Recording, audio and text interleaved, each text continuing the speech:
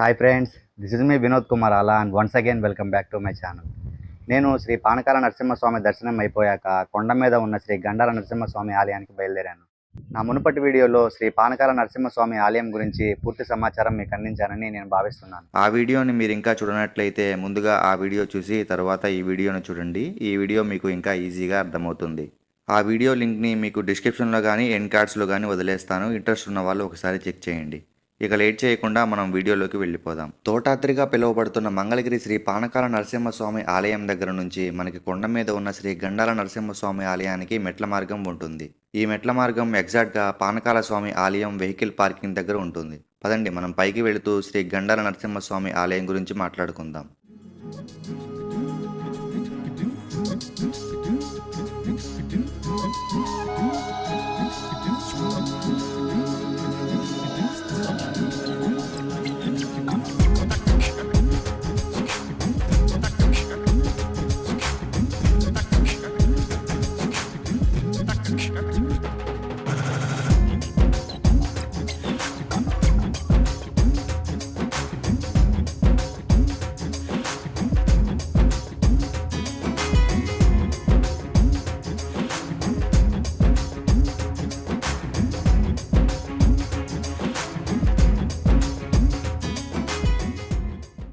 ఈ మంగళగిరి కొండ మీద పానకాల స్వామి ఆలయానికి చేరుకోవడానికి మనకు మెట్ల మార్గం ఘాట్ రోడ్డు ఉన్నట్టే శ్రీ గండాల నరసింహస్వామి ఆలయానికి కూడా ఉన్నాయి.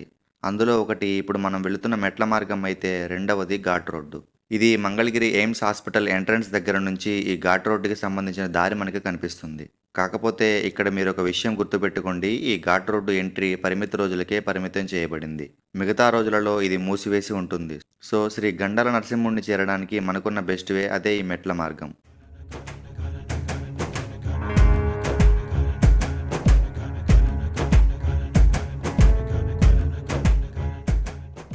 దిగువన ఉన్న శ్రీ లక్ష్మీ నరసింహస్వామి ఆలయం నుంచి కొండ మధ్యలో ఉన్న పానకాల స్వామిని చేరుకోవడానికి మనం సుమారు 400 మెట్లు ఎక్కవలసి ఉంటుంది. మరి పానకాల స్వామి ఆలయం నుంచి గండాల నరసింహుడిని చేరడానికి మనం సుమారు 700 మెట్లు ఎక్కవలసి ఉంటుంది. అంటే రెండూ కలిపి సుమారు 1200 మెట్లు ఉంటాయి. ఇన్ని మెట్లు మనం అనుకుంటే నరసింహస్వామిని తలుచుకొని సింపుల్గా ఎక్కవచ్చు.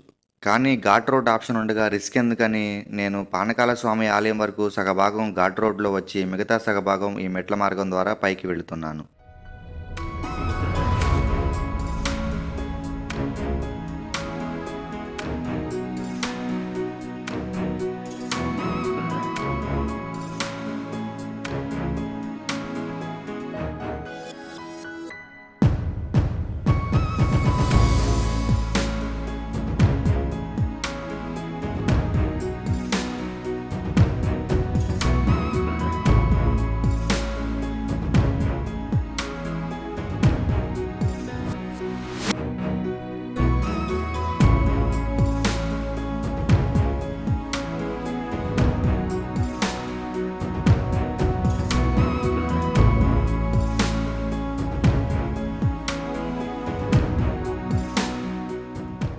ఫైనలీ మనం గండాల నరసింహస్వామి ఆలయాన్ని చేరుకున్నాం.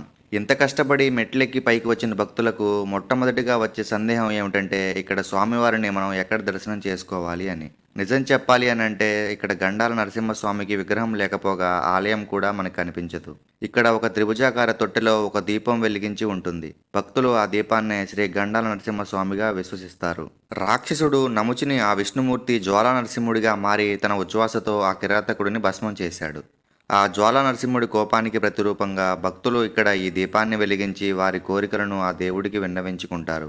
అలా తన భక్తుల కోరికలను విని వారి గండాలను ఆ స్వామివారు హరింపజేస్తారు కనుక ఇక్కడ స్వామివారికి గండాల నరసింహస్వామి అనే పేరు వచ్చింది. ప్రతి సంవత్సరం కార్తీక పౌర్ణమి రోజున మనం అరుణాచలంలో చూస్తున్నటువంటి అఖండ జ్యోతిని ఇక్కడ కూడా వెలిగిస్తారు. ఈ అఖండ జ్యోతిని మనం కార్తీక పౌర్ణమి రోజున సుమారు 8 కిలోమీటర్ల దూరం నుంచి కూడా మనం చూడవచ్చు. ప్రతి నెల అమావాస్య రోజున శ్రీ గండాల నరసింహస్వామి భక్తులు ఆయన దర్శనం కోసం ఇక్కడికి వస్తుంటారు. అదే రోజున మనకి ఈ ఆలయానికి సంబంధించిన ఘాట్ రోడ్డు కూడా ఓపెన్ చేయబడుతుంది. ఉదయం 6 గంటల నుంచి సాయంత్రం 3 గంటల వరకు మాత్రమే మనల్ని పైకి అలో చేస్తారు. కానీ గుర్తుంచుకోండి, ఈ ఆలయానికి ghat road Mangalagiri AIIMS hospital దగ్గర నుంచి ఉంటుంది. తమ గండాలని పోగొట్టిన శ్రీ గండాల నరసింహస్వామి భక్తులు ఇక్కడ ఉచిత అన్నదాన కార్యక్రమాలు కూడా నిర్వహిస్తుంటారు. దానికి సంబంధించిన అన్నదాన సత్రం ఇది.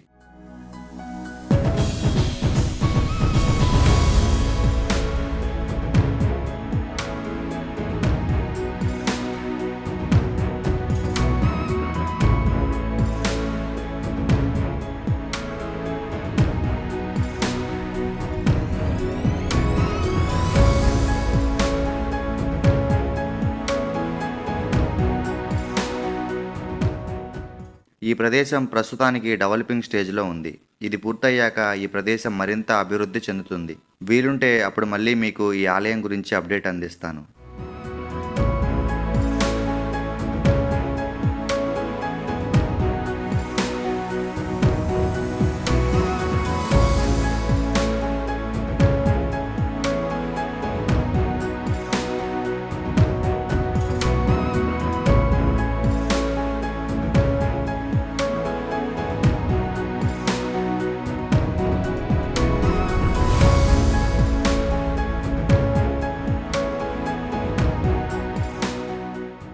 ఇక చివరిగా మీకు ఒక డౌట్ రాలేదా ఫ్రెండ్స్?